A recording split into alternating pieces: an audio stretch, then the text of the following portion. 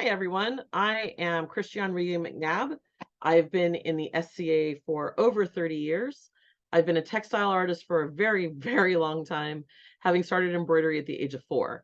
Additionally, I absolutely love what we would now consider modern science and am working on building a Galileo telescope. Today, we are going to talk about avoiding project paralysis. And mundanely, I work in a medical school and have been doing so for almost 20 years now. So when I started organizing my thoughts, I found myself thinking in terms of problems, symptoms, diagnoses, and prescriptions. This does not mean that it is a medical diagnosis. I am using these phrases for explanation only. I am not a psychologist or a psychiatrist. I don't even play one on TV. This is just to help get my point across. Additionally, I'd like to state that most of these suggestions are from mine or associates' experiences, and your experiences may vary. That being said, please, as I said before, I am a fiber artist, so most of my examples and such will be taken from a fiber arts point of view. So let's start off with a definition. In the most simple terms, project paralysis is the inability to move forward with a project. And I have yet to meet an artist, even a child, who has not reached that point at some part of their journey.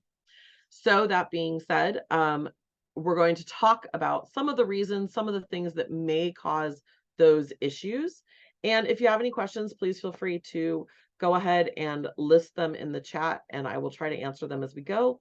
And if you want to ask a question, but you want to wait until the end, we will cut off the recording, and then we can ask other questions if you are more comfortable with that at that time. So that being said, project paralysis, as I said, is the inability to move forward on a project. Please keep in mind that all of these symptoms, as well as diagnoses, will in fact actually interweave with one another. There is no straight answer. What I've done is group them in ways that made sense to myself and others as I spoke, and then as well as like lining up to some of the articles that I've read online and in various journals. So we're going to start off with our first problem. We've got 4 to talk about, and that is the problem of I can't get started. So this means that your project is sitting there, you've got a great idea, and you just don't know how to move forward, or it's not that you don't know how to move forward, you just can't seem to literally move forward in that project. You can't seem to either put paper to pencil or pencil to paper, or maybe thread to fabric, or maybe you can't light the fire underneath a cook pot. But that is your problem. You just can't seem to get started. And so our first symptom is project avoidance. And the diagnosis for project avoidance could very well be fear. It may manifest itself as concern of wasting money, concern of destroying an exotic supply, maybe like a really nice fabric, the perfect fabric to make this one costume or something, or concern of losing or breaking hard to get tools. The prescription is exposure therapy. So just do it, as Nike tells us, and remind yourself of if not now, when. So for an example, a good friend of mine found a dress she wanted to make and was so excited, and she found the fabric that she wanted and it would be perfect. And we redesigned the lines of this dress probably a good 5 times. But every time that we would get to that point, we were ready to actually start marking the fabric and cutting it. She'd pick up the scissors and she couldn't do it. She could not move forward. And part of the reason was the fear of destroying that perfect fabric. It finally required somebody else to go ahead and make the first cut in the fabric for her.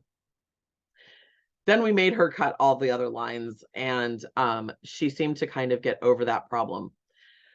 So once again, like I said, use that Nike slogan, just do it. And remind yourself, life is uncertain. You never know where you're going to be tomorrow. So if not now, when? Go ahead and use that precious fabric or that amazing textile, or go ahead and use that vintage hammer that you've been holding on to, that you've always wanted to use on a project. Whatever it is, go ahead and use it, because it may not be there tomorrow. Our second symptom, or I'm sorry, our second diagnosis could be societal stress. This may manifest itself as a feeling of lack of time, or a feeling of lack of money, or a feeling of lack of skill. And we've all suffered from it. We've all been there. And with social media so prevalent in our lives these days, it's really hard to avoid it. You sit there and you can find yourself unintentionally, and quite frankly, a lot of the time, unknowingly comparing yourself to somebody else, the whole keeping up with the Johnsons sort of thing. And you could very well be unintentionally harming yourself by doing this, because you are not that person. You are not that person. You don't live that person's life. So the first thing that you should do, first prescription, if you will, is identify the stressor. Is it because you are watching too many videos by this one person? Or maybe you are spending too much time looking at this other person's wares, or maybe you are really good friends with a person and you're constantly hearing how they have all this time and they are working on all these different projects. So once again, the best thing that you can do, identify your stressor and then figure out how to deal with it. Figure out, do I need to spend a little bit more time working on myself, or do I just need to spend a little less time with this person? Additionally, the other prescription that we would recommend in this situation is acceptance of the circumstances which you are working on, or I'm sorry, under which you are working. This would include any reason that you make a decision. Maybe you don't have time to sit down and do an art every day for 2 hours when you get home from work, or maybe you just don't have the brain space for that, or maybe you can't afford the high-end silk threads that somebody else can, but you can still afford good cotton thread. Maybe what you're looking at is, instead of being able to go out and buy an entire beef tenderloin, maybe you need to look at a way to cut that recipe down so that you can still try the recipe, but you're not trying it with, a $250 piece of meat. If you need to go ahead and make justifications to yourself, write them down. Remind yourself. I keep a notebook with me where I'm working on projects, especially when I'm doing my studies with the Royal School of Needlework. And the first thing that I do is I stick a Post-it note in a bright color on the top of the first page that explains any justifications I am making to myself. And I leave that there for the entire duration of that project. I actually have a tendency to include it in my explanations when I turn my projects in for assessment. Now, this is not something that we do within the SCA, and it's not really something that we worry about. Although, if you are going to write up documentation, do make sure that you go ahead and include that justification. I can't afford the silk threads for this embroidery. I chose to use DMC instead. This is the only option that I could afford. That's perfectly acceptable. This is the Society for Creative Anachronism, and we don't have to be absolutely perfect all the time. The next diagnosis that we could have for project avoidance is perfection, or perfectionism, which until this morning I did not realize is an actual psychological psychosis. It may manifest itself as feeling that the project is too much, or feeling that the project is not enough, feeling you are not enough, questioning all your decisions about a project, wanting everything to be absolutely perfect, or the overlying feeling of, I just don't want it to suck. The prescriptions for this include, don't let your emotions drive you. That actually ties into my next prescription, which is, don't let the project become too precious. Don't put all of your hopes and dreams on one project. As somebody once told me, you're not going to get your laurel for a single project. Additionally, one of the things that often helps people is to remind yourself that every single project is essentially one more step in practice. It's just one more cog in the wheel, or one more spoke in the wheel. Sorry. Anyway, while reading some articles, I found this great quote from, of all people, Justin Timberlake, and it's supposedly from his autobiography.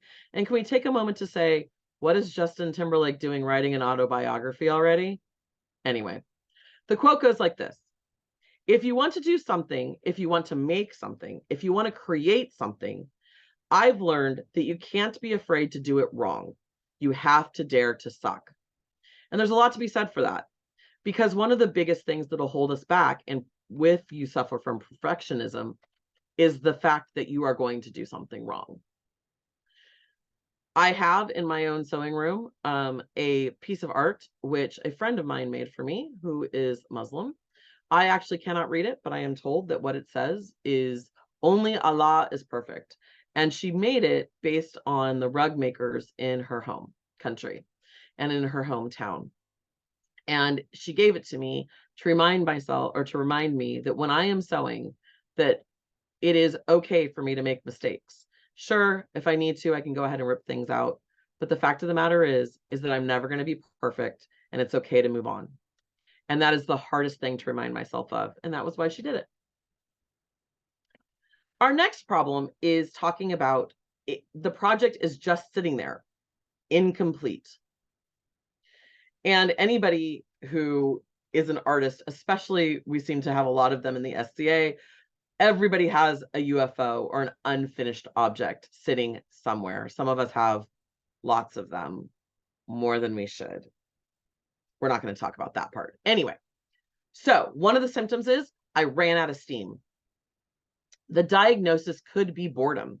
It may manifest itself as a disinterest in continuing a project, feelings of the project taking longer than expected, feelings of I hate it. Maybe you found something shinier that you want to try right now. The prescription for this is a little different, some might say. So first of all, you may want to go out and indulge in someone's art. Now, I've told you to stop comparing yourself and stop doing that. Now I'm telling you to go ahead and do it. Second, start a secondary project. Now, if you have 172 projects waiting to be finished, I do not suggest starting a secondary project, because you'd actually be doing more damage than good at this point. And I don't know about you, but I don't have that much space in my house. So, but that is another option. Take photos of your progress. When I did one of my RSN intensives, and if you are unaware, the RSN stands for Royal School of Needlework. And when I did one of my RSN intensives, when I did the first one, all of my work colleagues wanted to know what I was going to be doing and asked for me to send them pictures. So I took a photograph every night at midnight and I emailed it off to, yes, I actually emailed it off to my work colleagues so that they would get it when they got into the office each morning. What had started out as a way for me to tell my family and my friends and my work colleagues what I was doing and how the project was going over the 10 days that I was living in this hotel, it also became a way for me to realize that things were changing and it was getting better and I was getting closer to the end. Because by the time that you hit about day 7, you see that you feel like there is no end in sight. You're starting to get bored and you just have to move on. And that helped deal with that problem. One of the things that I also do is I sit there, and while I am bored and tedious and doing the same thing over and over and over again, I find myself going ahead and designing a new project in my head. But I don't let myself start making actual plans for how I'm going to do that project until I've completed that particular one that I'm working on. Make sure to take your breaks. One of the best things that you can do for yourself when you are bored is to get up and walk around. Maybe look at your colleagues, see what they're doing, or check in with friends or something along those lines. Finally, one of the best things that you can do to remind yourself is that the act of art is learning a single technique and repeating it in my words, mind-numbingly large number of times to be able to do it perfectly. Stop and think about how many stitches that it takes to create and cover a piece of fabric this big, and do that thousands of times over, or hundreds of times over even. Don't even think about the number of stitches that you're laying down, because it'll just make you crazy. Our next symptom is the thought that I have other things to do. Diagnosis could be procrastination habit. In other words, maybe you are in the habit of procrastinating.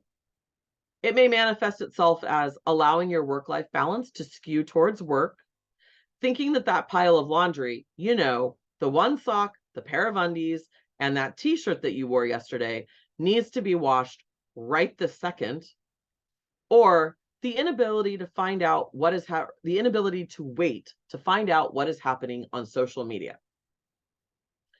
A lot of us deal with this, and there's a lot of reasons for it. But right now we're going to talk about the habit of doing that. So some of the prescriptions can be, ask yourself if you need to do that other thing right this second. Use Mary Pickens' tips for sewing. Yes, even if you're in a metal shop. Now, for those of you who don't know, Mary Picken is the author who wrote that 1940s suggestions of how to sew to housewives. And the interesting thing about Mary Picken is she wrote 94 books in her lifetime, all about how to sew. So she was very busy. That being said, the quote, if you're unfamiliar with it, at least in part, is prepare yourself mentally for sewing.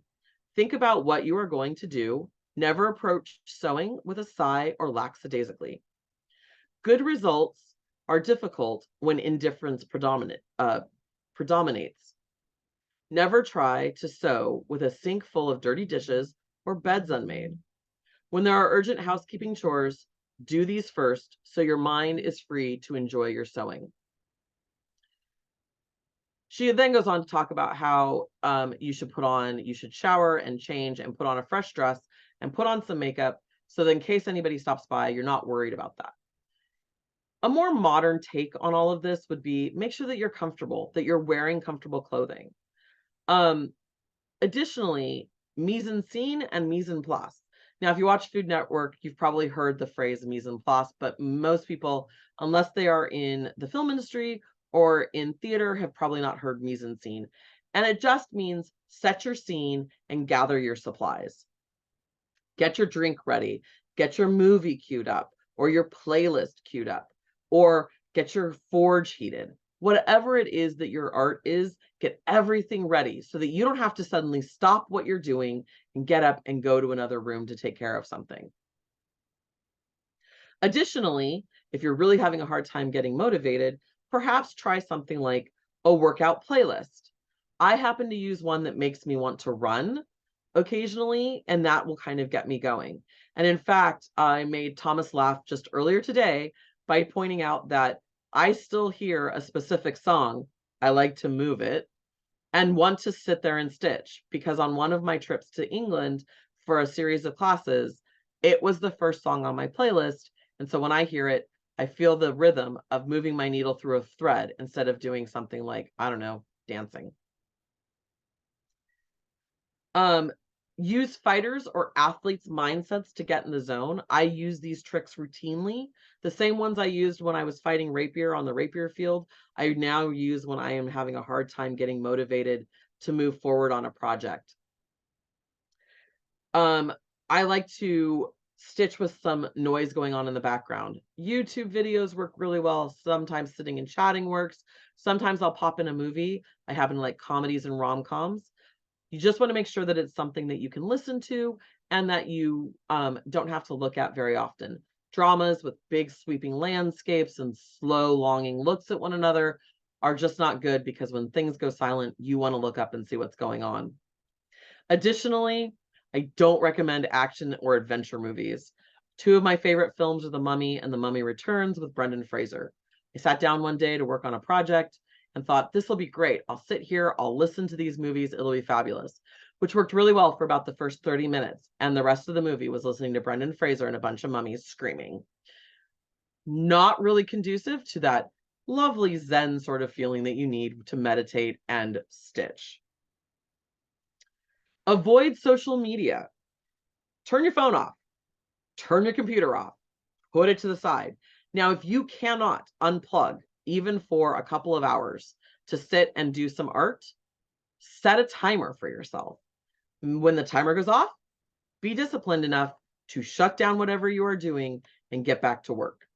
I promise it'll be there in a little while. The algorithm won't leave you behind. Give yourself a concrete deadline. Some people work better with a deadline. So maybe the thing to do is say, I have to have this project done by X date, or I have to have this part of this project done by this date. When I was sewing a lot more than I am now and actually doing some commission work, I have a whiteboard up in my sewing room that has a calendar on it. And I would mark out when I decided, or when my customer decided, that I needed to have something completed. And I would back up and I would give myself a list of all the various steps and when those steps had to be completed by. I would review it every day and make sure that I was sticking to it. That worked for me, but I know that there are some people out there that that won't work for. Finally, create a new habit by getting consistent. If you are consistent, then it'll feel weird when you are not doing art.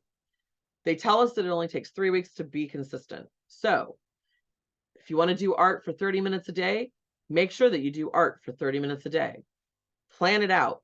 Figure out where in your day you are going to do it. Are you going to do it every day after dinner? Great. What are you going to do at your SCA event on Saturday? Are you okay with moving that to earlier in the day, or are you going to do it by candlelight?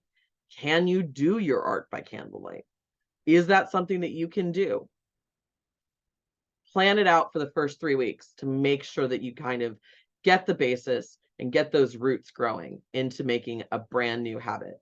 And you'll find that your procrastination habit will maybe diminish a little bit more. Our third project is this project has become overwhelming. First symptom, the I hate it or the oh no, I made a mistake. And both of these kind of get summed up under lack of confidence. It may manifest itself as seeking instant gratification, exclamations of profanity, feelings of I'm not good enough, the need to throw your project across the room, leaving it to rot in a corner while it thinks about what it's done, spending precious amounts of time questioning your life choices, and of course, feelings of imposter syndrome. If you ever take an RSN intensive, or you just talk to the people who have, every single person will tell you, we all reach this point where we suddenly hate our project. We don't want to finish it. It will bring us to tears, and we suddenly hate it. It may not bring everybody to tears, but it will definitely, everybody will hate it. In fact, almost every single person I know who's done a long-term project has reached that point where they say, I hate this and I can't move forward. And like I said earlier, more often than not, it seems to be actually a lack of confidence. You don't trust yourself to finish it, or you don't think you're good enough. So one of the things that I always suggest to people when I hear them talk about this is don't talk about the project too much before you're ready to do so. You might build up your own expectations and the expectations of others. Therefore, when it takes longer for you to do, or you are not seeing the progress that you want to see, you're going to feel down on yourself a lot faster than you normally would. Or you're going to think that you're just not good enough and that you never should have taken that project on in the first place. Take a step back, both literally and figuratively. Figuratively, really look at what you're looking at. Ask yourself, how long have you been doing this? Have you really been working on the project that long? How long have you had this set of skills? Is it a new skill? Is it really realistic to expect that you should be moving faster than you are or should be better off than you are? Are what you think you are seeing really in the project? Are there really a whole bunch of really bad stitches there? Do they really need to be removed? Or is there really too much salt? That would be a taste, obviously, not a view, but you get my idea. Literally, also, ask yourself, step back, literally step back. Viewing it from further away. Ask yourself, is it really as bad as I think it is? One of the best examples of this that I can tell you is I was working on a project. I kept telling everybody that I hated it. that I was really unhappy with it, that it wasn't going to go forward. And it's one of the few that is actually hung up in my house. It hasn't been given away. My parents have been trying to convince me to give it to them, and I won't give it to them. My tutor at the RSN picked up my frame and carried it across the room, leaned it up against a wall, and told me to look at it from where I was sitting. And I promptly burst into tears because I suddenly was able to see that it was amazing. It was beautiful, and it was everything I'd hoped it would be. But I wasn't able to see that when I was looking at it close enough to be able to see each individual stitch.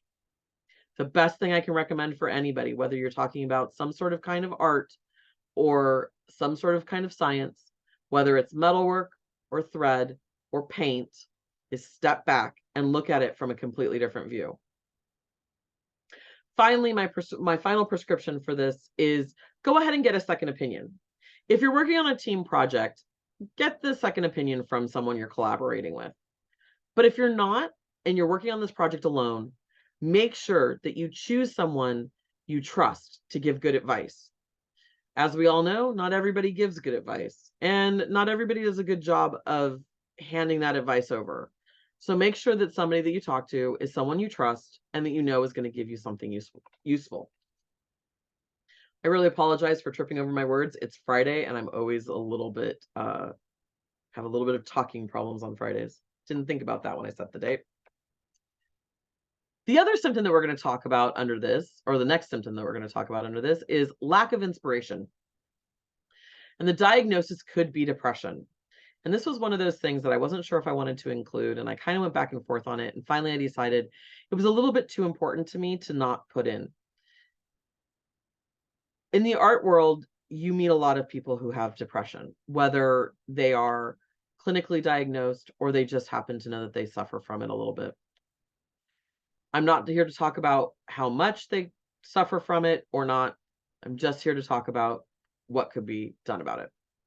This may manifest itself as lacking inspiration or lacking interest, artist's block, much like writer's block, the inability to make a decision about the next step in a project, and the serious consideration of moving to a new kingdom, changing your name, and starting over as Brunhild, Swineherd's daughter, which is actually the truth. I really did decide to do that one night at about midnight when I had to take some stitches out yet again. I didn't. I'm still here, and I still have my own name.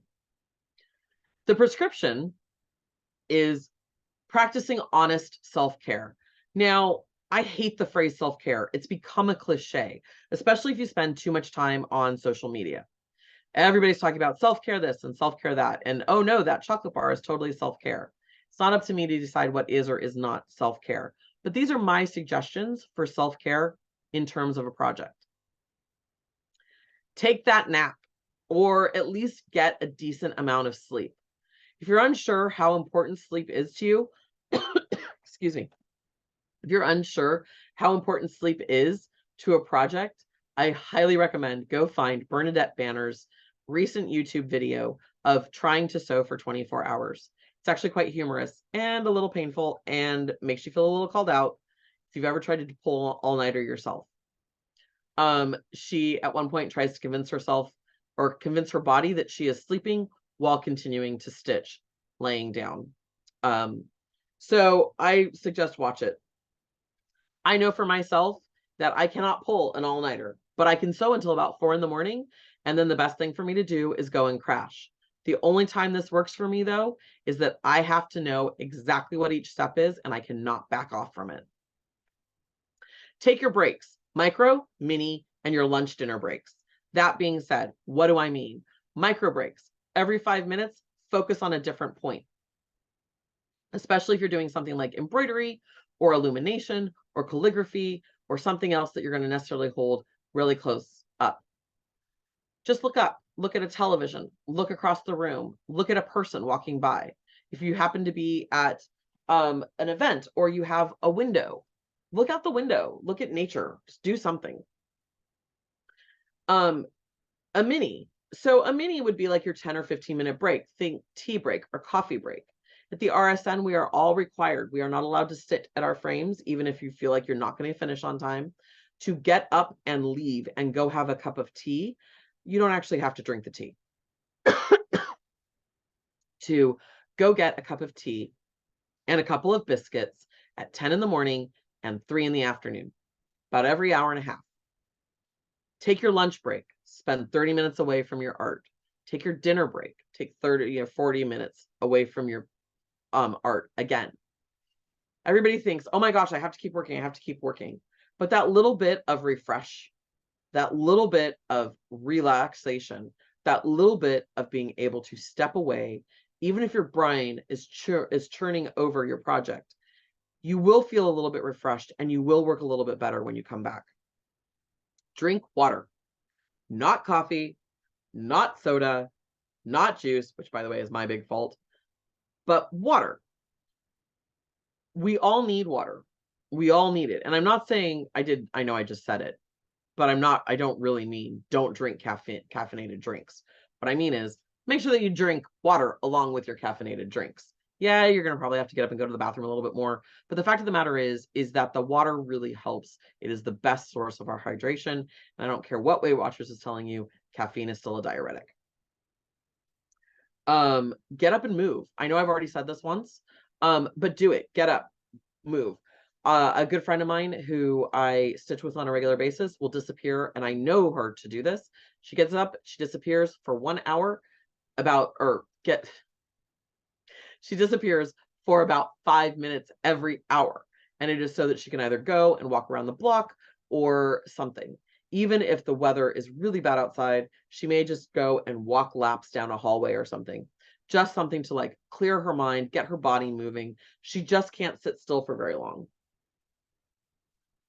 If you need to, forgive your deadlines. Now, we've already talked about some people, it works better to go ahead and set up a deadline. And in this case, sometimes the best thing that you can do for yourself is forgive that deadline. I understand that we all make these projects. We want to give it to the king, the queen, the prince, the princess. We wanted to give it to them when they step up or step down, or maybe at an arts event, or maybe at the coronet to choose their heirs or something important. But the fact of the matter is we are all human and we all have outside lives and goals, and there's internal things going on as well. And sometimes you can't meet that deadline. Go ahead and let yourself not meet that deadline. Sometimes it's the best thing that you can do for yourself. Be kind to yourself. Really, when you get right down to it, everything I'm talking about today is to help you be kind to yourself. But in this case especially, just be kind to yourself. Next, I also suggest that you go ahead and indulge in indulge yourself and contact a friend, somebody that you just need to talk to, that you just enjoy talking to. It doesn't matter if you guys don't share the same art. It doesn't matter if they don't want to hear about your art. Sometimes all you need to do is talk to a friendly voice that has nothing to do with your project. Reach out, use that lifeline. Thank you, Who Wants to Be a Millionaire? And hopefully I'm not having to say lifeline in a truer sense. Our next symptom is an obsession with minutia. The diagnosis could be scope creep, and an associated condition could be overthinking or total freedom. Now, a quick note, I recently used the word scope creep to somebody and they had no clue what I was talking about. So just a very brief definition, scope creep is the process of the scope of a project growing infinitely. This means that you are adding on bits and pieces as you go. The story that I used as an example is a friend of mine belonged to a household within the SCA. They were getting ready for 30 year. The plan was to build out a couple more tables and a couple benches, maybe a couple of plates, just to kind of fill out their campsite. Additionally, there was talk of having a couple more costumes made. While sitting in a planning meeting, it suddenly became everybody was going to have a brand new set of feast gear that was going to be made.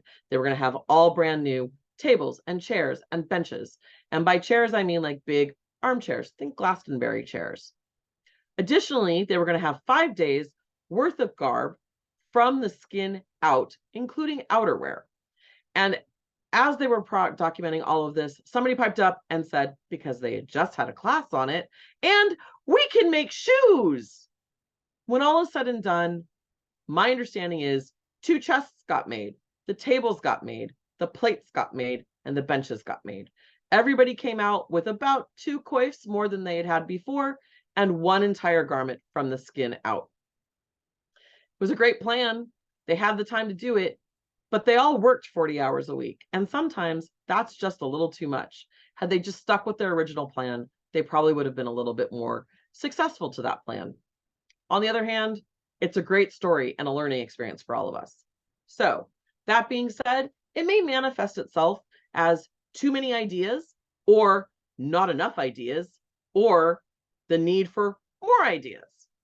The project seems to be inadequately defined, and people feel like they don't know where to start. Additionally, you have the feeling of, I want it all. The prescription: start out by clearly defining your project. Start with why. Start off with the why of the project and return to it often, probably every time that you want to add something or that you think that you need to make a change. Be realistic about your time frame. Do you have a month? Do you have 2 months? Do you have 6 months? I always make the rule that if I don't have a project done by 5 o'clock the night before an event, it's not going to the event. Now, if it's something that I'm perfectly happy to sit and work on at an event, I may take it and work on it. But if it's my new 12th night garb and at 5 o'clock the night before 12th night, it's not done, I'm not going to be sitting in a hotel room with a sewing machine. I've been that person once, and that's where that rule comes from. I don't recommend it. Create a schedule and stick to it.